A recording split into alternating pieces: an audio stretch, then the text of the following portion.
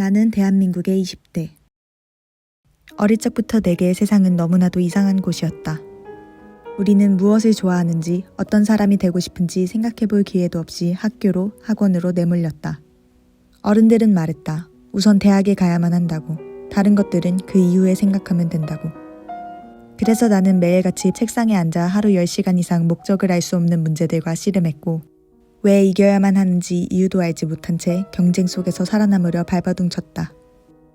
그렇게 겨우 결승선에 도달했지만 사실은 끝이 아니라 시작에 불과했다는 걸 깨달았을 때 나는 힘이 풀려 제자리에 주저앉고 말았다.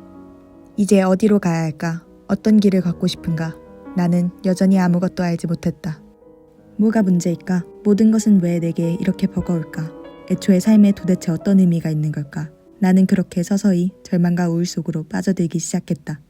그렇게 끝없이 바닥으로 가라앉고 있었던 그때 나는 헤세를 만났다. 헤르만 헤세. 그의 삶은 실패와 위기의 연속이었다.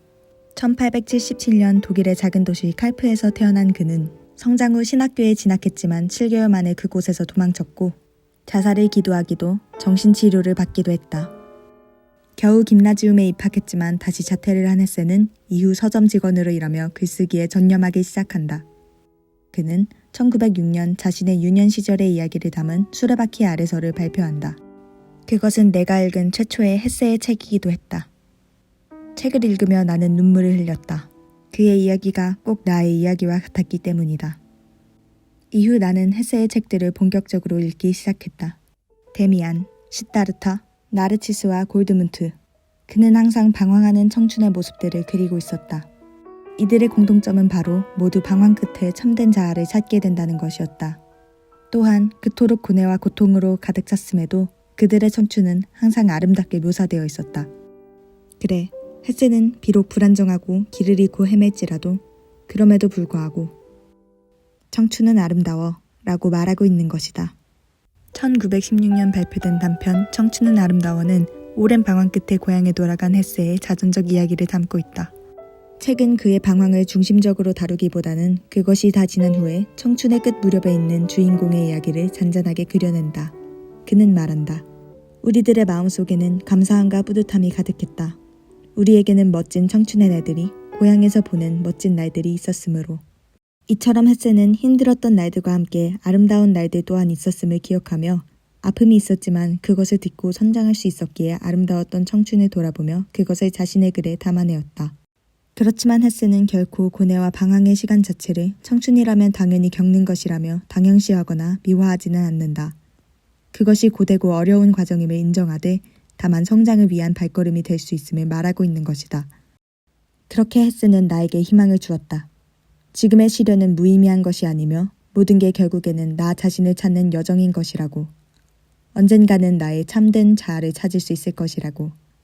그리고 그것을 향해 계속해서 걸어가는 것은 무엇보다 값진 것이라고. 그래서 나는 자리에서 일어나 다시 걸어보기로 했다. 나는 한때 헤세가 서점 직원으로 머물렀던 도시로 떠났다. 그곳에서 그가 보았을 풍경들을 나도 보았다. 처음으로 여유롭게 나 자신에 대해 생각해 볼 수 있었다. 내가 무엇을 좋아하는지, 어떤 삶을 살아가고 싶은지. 책을 읽었다. 그가 그랬던 것처럼 글을 썼고 그림을 그렸다. 이제는 내가 누구인지 조금은 알 것 같았다. 나는 낯선 곳에서 찾은 나 자신과 함께 돌아왔다. 언젠가는 또다시 늪에 빠질 수도 혹은 돌부리에 걸려 넘어질 수도 있겠지만 그럴 때면 나는 그가 했던 이런 말을 떠올리며 계속해서 길을 걸어갈 것이다. 이런 날과 이런 밤이 불안과 혐오감, 절망이 자꾸만 찾아올 것이다. 그래도 나는 살아갈 것이고 그래도 나는 삶을 사랑할 것이다. 그래, 나는 살아가고 사랑할 것이다. 어떤 사람들은 말한다. 수익성과 생산성이 중요한 이 시대에 문학이 어떤 일을 할 수 있느냐고. 그렇다면 나는 이렇게 대답할 것이다. 100년도 전에 쓰인 한 권의 책이 현대를 살아가는 한 청년에게 손을 내밀어서 다시 일어날 힘을 주는 것. 인생을 살아가고 사랑하는 법을 가르쳐주는 것. 그것이 문학의 힘이라고. 그로 인해서 나는 이렇게 말할 수 있다고.